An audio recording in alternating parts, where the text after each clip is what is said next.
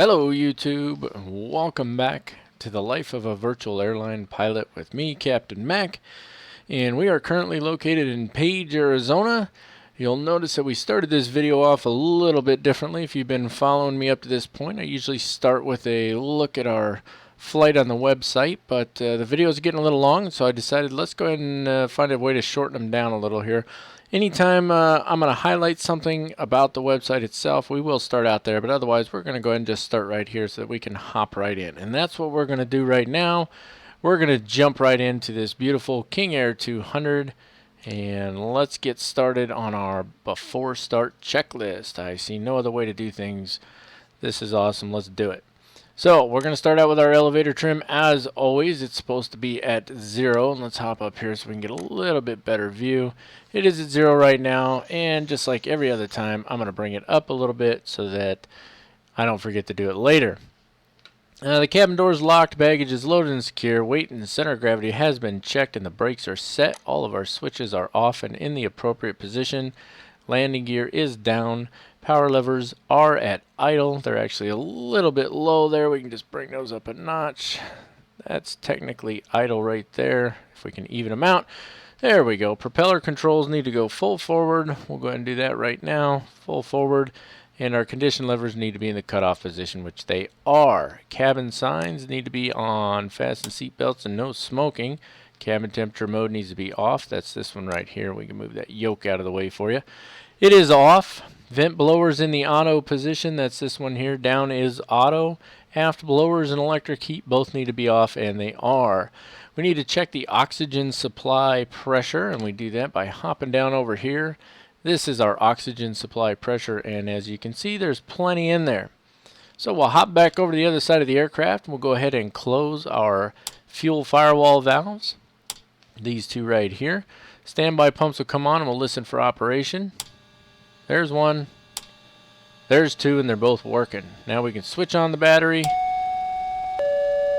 Sounds like things are coming together, and our fuel pressure annunciator lights should be on at this point, which they are. Now if we come over here and we open our fuel firewall valves, that's going to extinguish those lights. That has happened. And then we go ahead and turn the standby pumps off, 1 and 2, and that'll bring those lights back on. And all we're doing is we're checking our fuel system. That's the purpose here. Cross feed, we go left. That brings the lights off. Center, the lights are back on. And I know that was a little quick.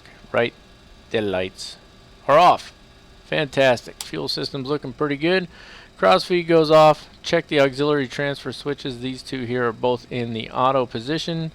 And we click on our no transfer lights to make sure that they're working, which they are. Check our fuel quantity, both the main and the auxiliary tanks. There's nothing in the auxiliary tanks. Main tanks have 1,200 pounds, and we actually need 1,100 for the flight. I just put a little bit extra in there, just like I always do. Check the DC and volt load meters. We do have voltage in there. That's what we're pushing that button for. Hop back down to the first officer's side. Check the stall warning.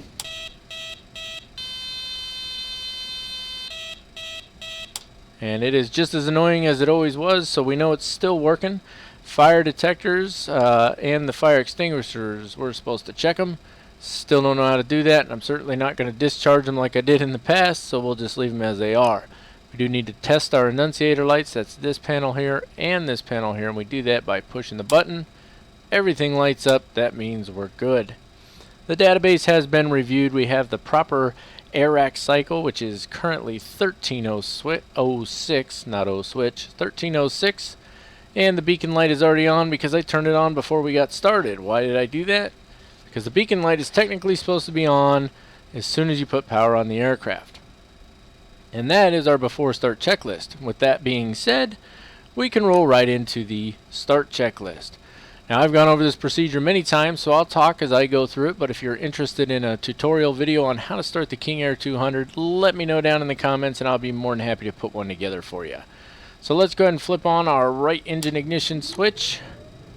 You can hear the engine spinning up. As soon as we get to 12% N1, which we already have, we go to low idle. That fires the engine, and now we're watching for 50% N1 while keeping an eye on our temperature. There's 50%. Switch goes off. Watch our temperature. Watch our oil temperature as well. and our oil pressure. And I kind of yelled the word oil there for some reason. Maybe I got excited about it. Keep an eye on it for just a second. Everything's looking good. Everything's settling in. Now we go ahead and move that right condition lever all the way up to the high idle position. We're going to reset and then turn on our right generator just as such. And we'll let it charge for just a minute. The idea is to let it charge until we have, what does it say on here? I'm sorry, it says 0.50, I believe. Yep, 0.50, in which I don't know where 0.50 is supposed to be. I thought it was supposed to be up here, but whatever the case may be, boy, we're bouncing around there now, aren't we? It's charged a little bit, so we go ahead and turn it off, and now we can jump right into starting the left engine, which is the exact same procedure with one exception. You may recall we do not move that lever to high idle. There's our 12%. Low idle. Engine fires on up. Keeping an eye on that N1, and it's past 50%, so we go ahead and turn that off. Monitor our temperature for a minute here, as well as keeping an eye on our oil pressure and oil temperature.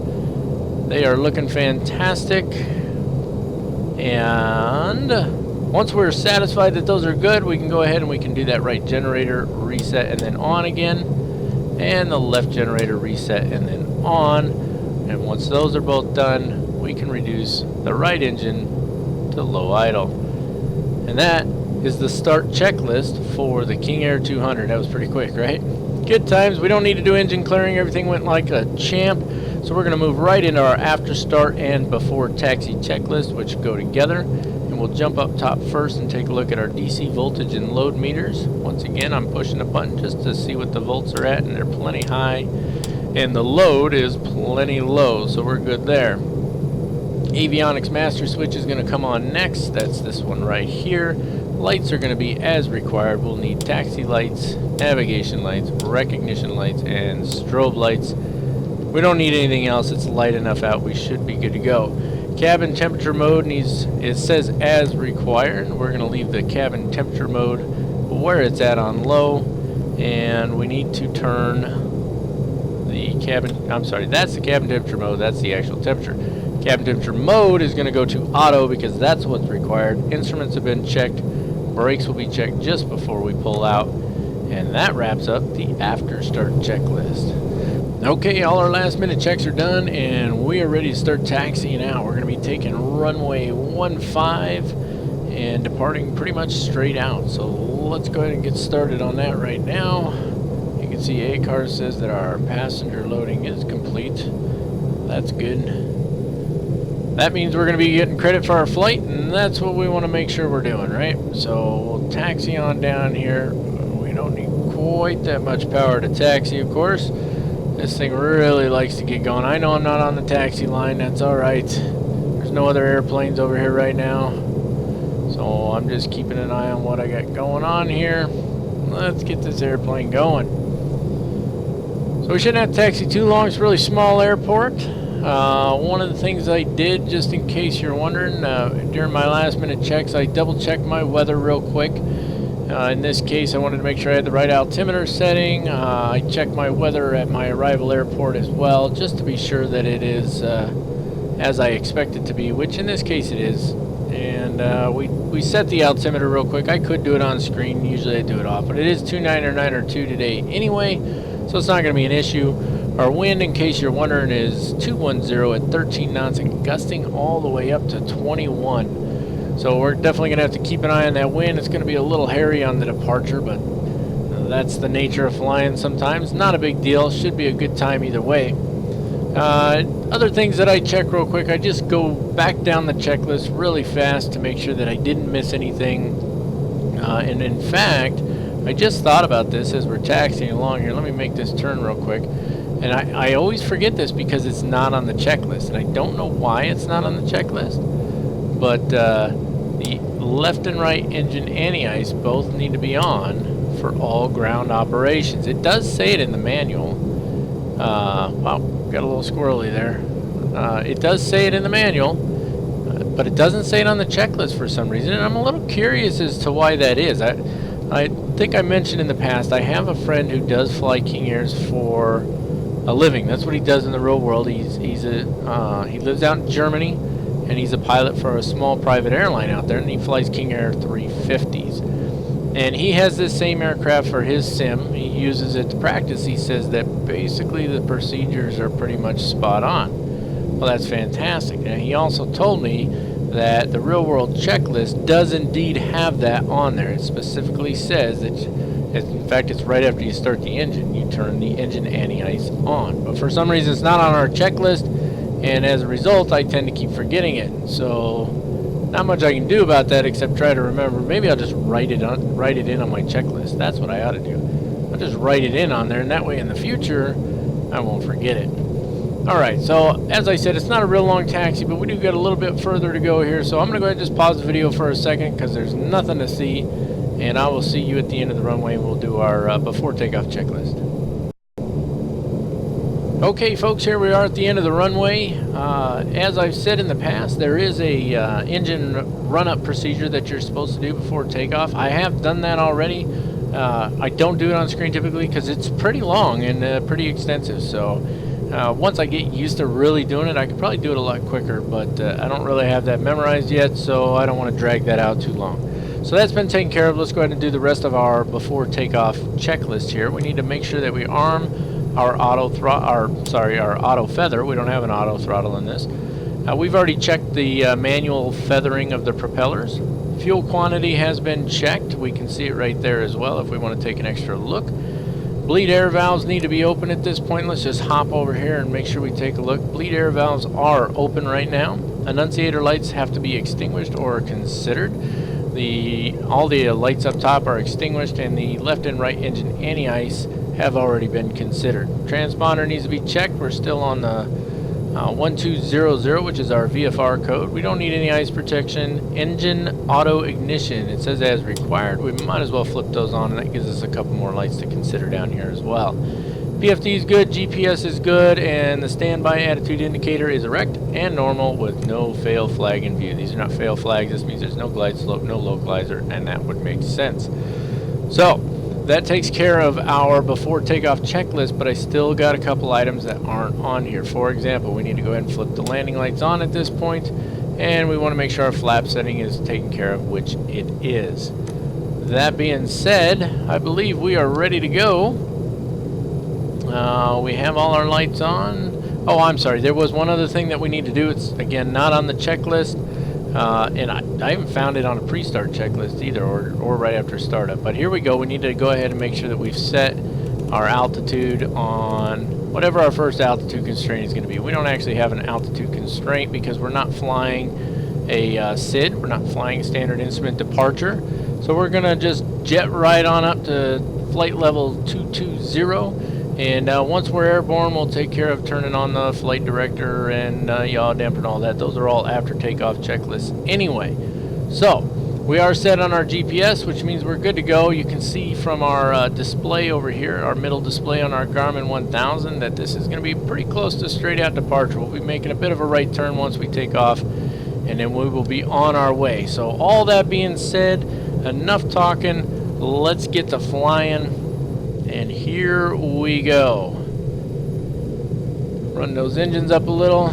Once we get her moving, we're going to have to back them off because this plane will get going pretty quick, as you can see. Alright. And we're looking good. Just want to get her out. Lined up on the runway. We've got plenty of runway here. Sorry for that little bit of stutter. Got some minor graphics issues going on. I wouldn't even really call them issues. We're going to do a rolling takeoff. I wouldn't even really call them issues. I'd just say, you know what, it's FSX, folks. I've got a good system going here, and FSX still makes it a pain, doesn't it? Alright, running those throttles up. We're going to do our best to keep her in the center of the runway here. And so far, she's looking good. She wants to go to the right just a little bit. And we are moving. We're going to be rotating around 94 knots. We're at 80 knots now, and it'll go past 94 pretty quick. So there we go. Rotate. And we are airborne. We have a positive rate of climb. We can go ahead and bring the gear up now. We're going to just climb out on this heading for just a second here. We don't want that nose to go too high. Gear up. Looking looking good so far. Let's take care of a couple of our after takeoff checklist items here. The gear is up, flaps haven't come up yet. They will when we get a little more speed. Yaw damper does need to come on at this point. And we will be setting our climb power here briefly. So let's go ahead and get established into our climb. Let's get on course here. Let's click nav. Flight director's come on, autopilot is on. She's gonna make the turn for us. We've got enough speed to bring those flaps up now.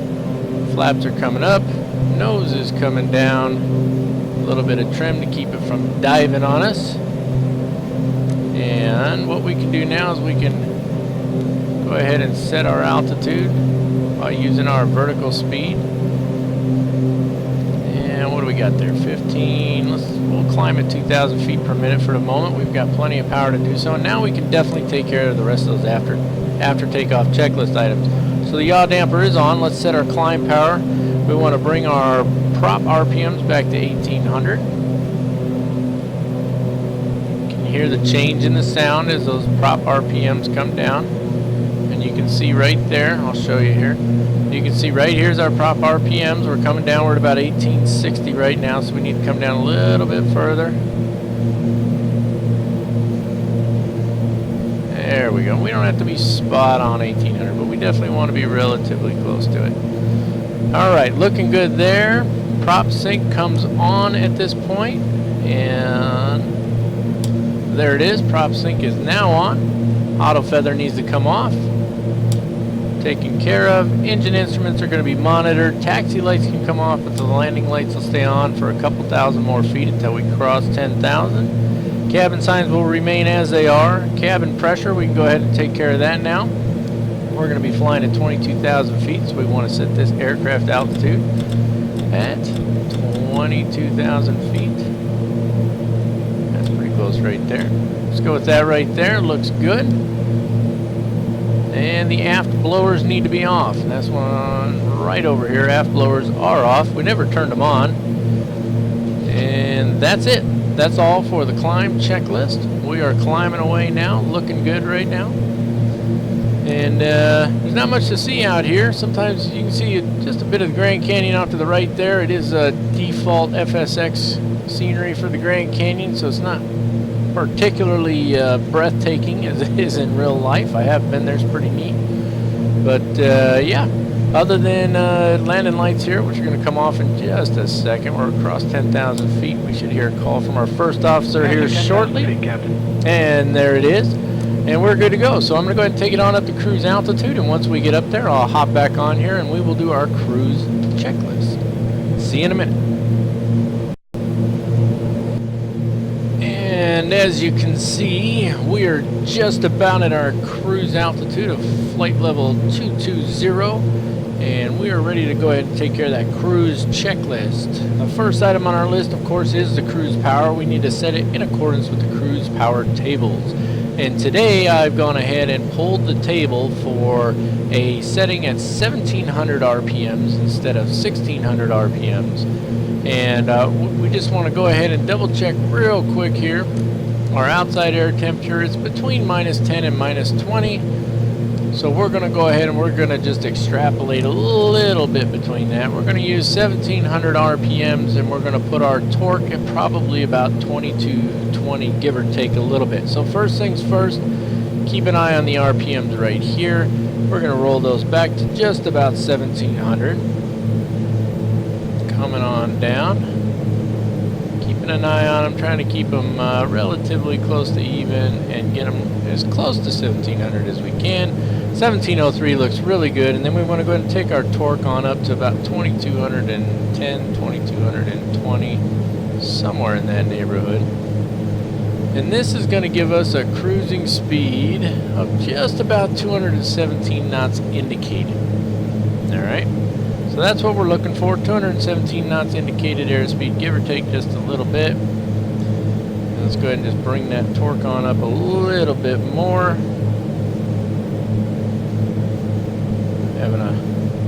As always, I'm having to sort of fiddle with my throttle quadrant here. Looks like she's not going to give us any more than that. 1972 is about all we're going to get, because I've got those throttles pretty much full forward at this point. Yep, that's it. There's nothing left on the throttles. You can see there, I can actually, on my throttle quadrant, yep, that's it. I mean, they are full forward. So 1972 on the torque. It looks like that's all we're going to get. So we're probably, you know, it says torque per engine 2,230 foot-pounds, but here at 22,000 feet, it doesn't look like it's going to give that to us today. So we'll go ahead and we'll keep our prop RPMs at 1,700. It's given us a indicated airspeed of right around 200, which gives us a ground speed of 256 knots. So that's fine. I can live with that. We're moving along pretty quick. The only thing left to do is monitor our engine instruments as we cruise along, and that's all of these guys right here. And of course, we want to monitor our fuel. If we had fuel in the auxiliary tanks, we would monitor the auxiliary tanks to ensure even flow out of those, and then flip over to the main tanks when we got to them. But we're just on the main tanks, so we're going to monitor for even fuel flow, and of course to make sure we don't run out of fuel. And other than that, there's nothing left to do until we get to our, or at least until we get close to our top of descent. So I'm going to let you go for now, and I will see you just before top of descent. We're nearing our top of descent now. There's a few items we're going to have to take care of to knock out our descent checklist. And the first thing is the cabin pressurization controller needs to be set to the landing field pressure altitude plus 500 feet. And I've gone ahead and calculated the landing field, which of course is Phoenix KPHX. And the pressure altitude is 1,145 feet, which means we need to be at 1,645 feet. That's on the cabin altitude here, so we're going to go ahead and change that. And that's going to put us right in that general vicinity there. The rate control knob needs to stay at the 12 o'clock position here. Altimeter will be set once we cross below 18,000 feet. The altimeter is 2982 presently in Phoenix. Cabin signs will stay as they are. Windshield anti-ice is not required, and the power will be as required for the descent. So, coming up here on DRK, you can see right here, I'll pop this up for you. You can see we're coming up on DRK here, and we need to get down to 12,000 feet by the time we get up here to Brusser. So we're going to go ahead and start our descent at DRK, and we'll just adjust our vertical speed, our vertical rate of descent, to try and establish ourselves at 12,000 feet by the time that we hit Brusser. Now we can be a little early on it, but we can't be late on it. We need to be at 12,000 feet when we cross Brusser, so that's what we're going to be shooting for. So coming up here shortly, a couple more miles to go, and we'll go ahead and start this descent. In the meantime, we've gone ahead and we've already double-checked our weather, which is the wind is still 270 to 11 knots, gusting up to 15, which means we're still going to be landing on runway 26. We're going to shoot the ILS just to do it, but it'll be a manual approach. We'll fly it in by hand because the weather's looking fantastic. So we can go ahead and start this descent now. Click on our vertical speed and rotate that knob down. And I'm thinking about 800 feet per minute should get us there just fine, because we got a little ways to go before we get to Brusser. We got, what do we got there? It's 19, we got like 40-something miles to go, so we could probably even do less than that. Let's take it at 500 feet per minute for the moment. And that's it. Descent checklist is complete. We've begun our descent. Probably started it a little early, but we'll make a nice gradual descent, and that'll work out really well for us. I want to make sure we're at 12,000 when we get to Brusser. Last time we gave it a shot, it didn't work out so well. We ended up being too high, and I don't want to do that again. So I'm going to continue the descent, and when we get close to our approach down there, probably down by Zerlo waypoint down here, you can probably see Zerlo. That's the start of our approach officially. So once we get to Zerlo, we'll hop back on here and do the approach checklist, and then we will fly this bad boy in. So I'll be seeing you again in a few minutes. Alright, as you can see, we've just crossed Zerlo and we're on our way to Saroon. So we are technically on our approach at this point, even though we won't turn to our final approach fix until we cross Saroon there. But when we cross Saroon, we need to be at or above 7,000 feet. So we're going to go ahead and bring this down to 7,000 feet. And we'll just roll that down. We got, what, 8.5 miles to go, so we'll roll that down to about 800. We'll do 1,000 feet per minute. That should get us there in time without getting us there too terribly early. Actually, you know what? We can go ahead and bring that back just a little. We're going to go, come on now, 700 feet per minute. That's what I'm going to go with, and we can go ahead and take care of our approach checklist right now. Now, I don't know how I missed this before, but there's actually a caution on the checklist here that says propeller operation in the range of 1,750 to 1,850 RPMs should be avoided as it may cause ILS glide slope interference. So in other words, we want to be either below 1,750 RPMs or above 1,850 RPMs. And as you can see right now, we are below 1,750. We're going to stay there until we're on our final approach fix, and then we're going to bring those propeller levers all the way forward. Now, a couple things we got to take care of here. Our pressurization check needs to be knocked out. We've already done that. Cabin signs need to be on. Auto feather switch needs to be armed.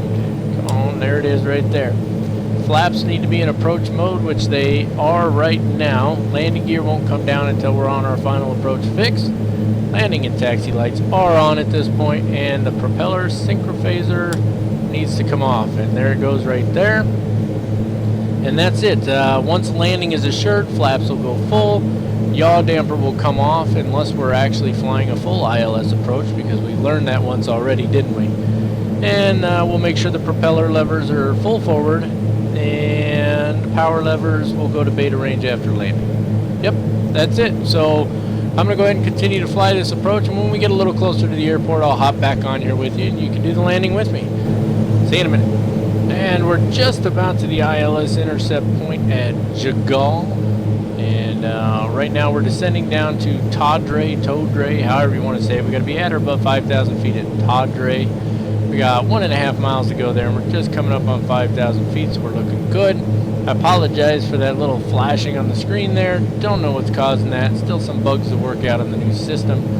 But as soon as we cross Todre, we will go ahead and descend down to 4,000 feet, and because I've already put in the ILS frequency of 111.75, if my eyes did not deceive me last time, our aircraft should automatically switch over to the Nav1 mode and intercept the ILS localizer and glide slope as we cross Jiggle. So we can go ahead and go down another 1,000 feet here to 4,000.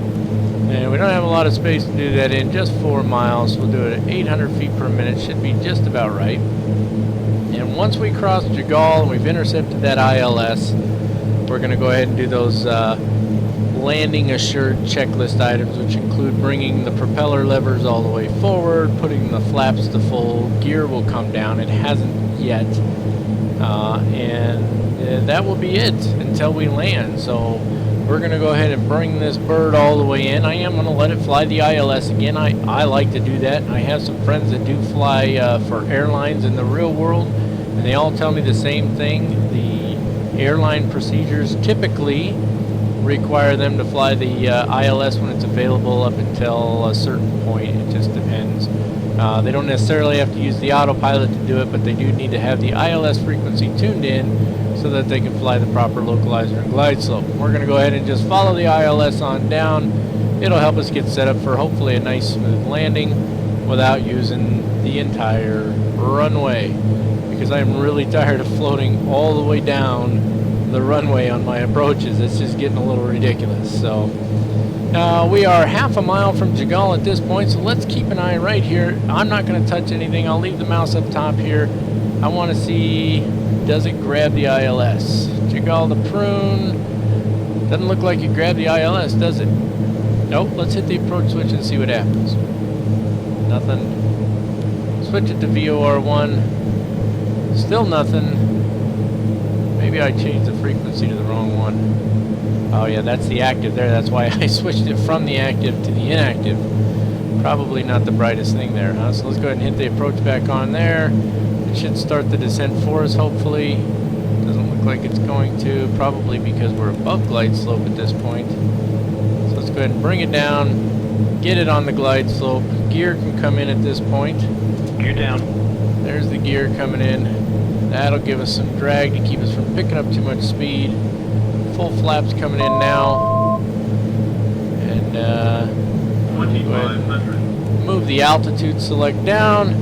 There's our 2,500 foot call out. And yeah, let's see if it captures that ILS. That was my mistake. It probably would have grabbed it had I not left the ILS frequency over in the standby section there. Don't know what the master caution was about. What is that there? Let's take a look real quick, shall we? Oh, wrong button there. Sorry about that. RVS not ready. I do not know what RVS not ready means. Can somebody tell me what RVS not ready means? Because I don't know. It took away our vertical speed, which means it is now flying the approach, so that's good at least. We know we got something right. Let's go ahead and bring our props all the way forward. We want to get them past 1850. I love that sound. Beautiful sound there. We can go ahead and back those throttles off a good bit here. And you can see as we're flying into Phoenix here, it is absolutely a beautiful sight to see that payware scenery laid out the way it is, proper taxiways, proper runways, everything as it should be. And I gotta tell you, I am not disappointed with my purchase. This is kind of funny though. Take a look at this. I told you this was a dry riverbed, and you can see where the payware scenery ends and the default scenery begins. So there is no water in there. It's sometimes you get a little bit like that, but it's basically a dry riverbed. That's what we got, and that's what I'm seeing there. So I'm actually, that's kind of funny that I see that. I don't know what these little dark spots are. If somebody knows what causes that, maybe it's a certain setting I can change that'll help that to stop. I'd appreciate a heads up down in the comments. I can fix that so you guys don't have to look at it. But in the meantime, we're just below 1,000 feet above the field now. Everything's looking fantastic, and we're gonna fly this approach on in. And I'm gonna go ahead and jiggle this guy real quick so that we don't jerk to the left all of a sudden. And let's take that autopilot off and fly this in. We can turn off the flight director at this point. Turn off the yaw damper because that's got to come off anyway. And let's fly this airplane on down. And hopefully I didn't mumble too much there. I know I tend to get a little quiet every once in a while. I try not to. I apologize if I did. I need to get a new microphone that's not going to be so quiet, because this one, for some reason, I really have to kind of talk loud. And you may or may not notice it on the video, but I'm talking really loud right now, and that's a little bit on the frustrating side, to be honest with you. I'm sure nobody wants to sit there and yell all day. But now I'm going to shut up. We're going to fly this approach on in. Let's listen to our call-outs. 200. Beautiful scenery.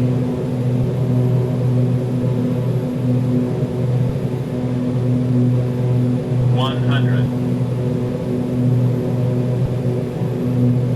50. 40. 30. 30. 20. 20. 10. Still floating a little bit on us.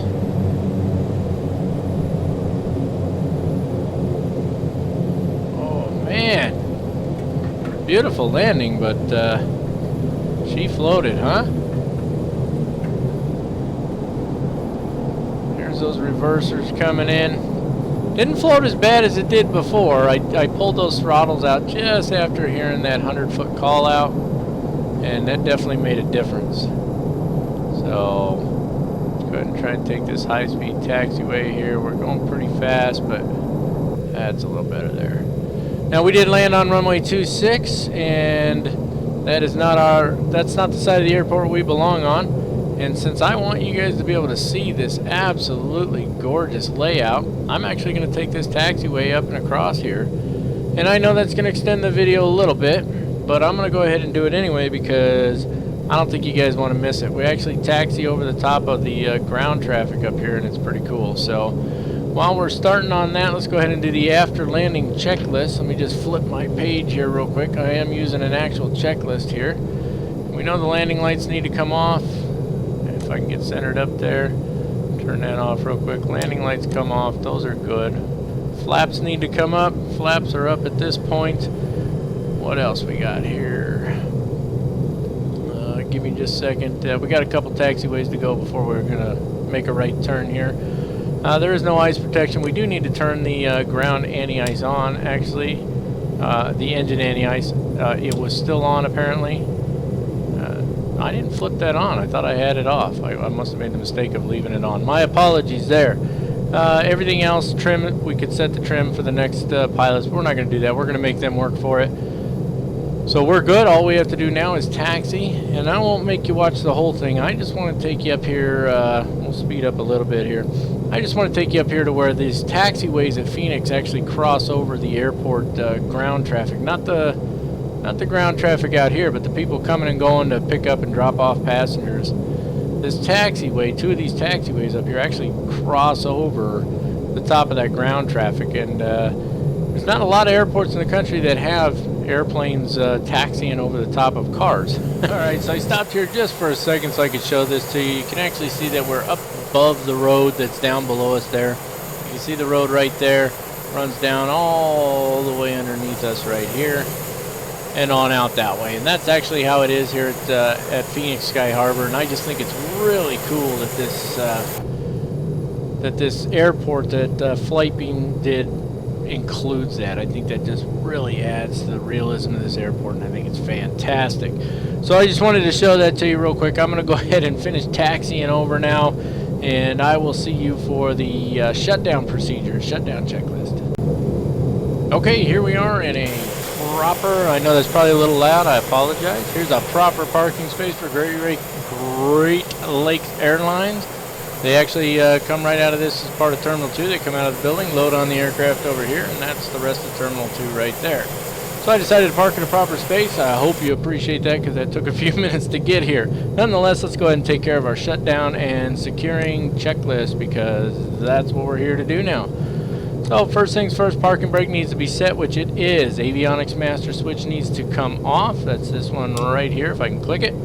Auto feather switch needs to go off at this point, and that's the guy down here. Light switches all need to come off except for, you guessed it, the beacon switch. It's supposed to stay on as long as you have power on the aircraft. Cabin temperature mode needs to go off. That's the knob right there. Vent blowers are still on auto. We never changed them. Radiant heat goes off. I still don't know which one that is. Batteries charged. ITT, that's our temperature. It is in fact stabilized and has been for a few minutes. So we can go ahead and move our condition levers to cutoff and immediately move our props to feather. And that allows that lock pin to insert. Somebody please, if you know, tell me what that lock pin is all about. DC volt and load meters need to be checked. We're checking the voltage real quick. And 80 volts there. I think it's either volts on top or volts on the bottom. But there's plenty of voltage in there and that's what matters. Overhead panel switches need to be off. We need to turn, see how that's actually really bright for daytime, so we need to turn those off. Battery and generator switches can go off at this point. That's right down here. Those are off. Oxygen supply control handle goes off at this point. I had already turned it off. Wheel chocks will be installed when we exit the aircraft. And that is it, ladies and gentlemen, for this flight from Page, Arizona down to the beautiful Phoenix, Arizona, with an awesome scenery here. It's been a good time. I enjoyed this flight. I'm really loving this aircraft, starting to really get used to the procedures, and I hope that you are too. Please, if you enjoyed the video, give us a thumbs up down below. I ask if you're interested to subscribe to my channel, and let me know if you have any comments about the video or if there's anything in particular you'd like to see. Other than that, that's going to wrap it up for today. I'm Captain Mac. It's been a blast, and I will see you in the skies next time.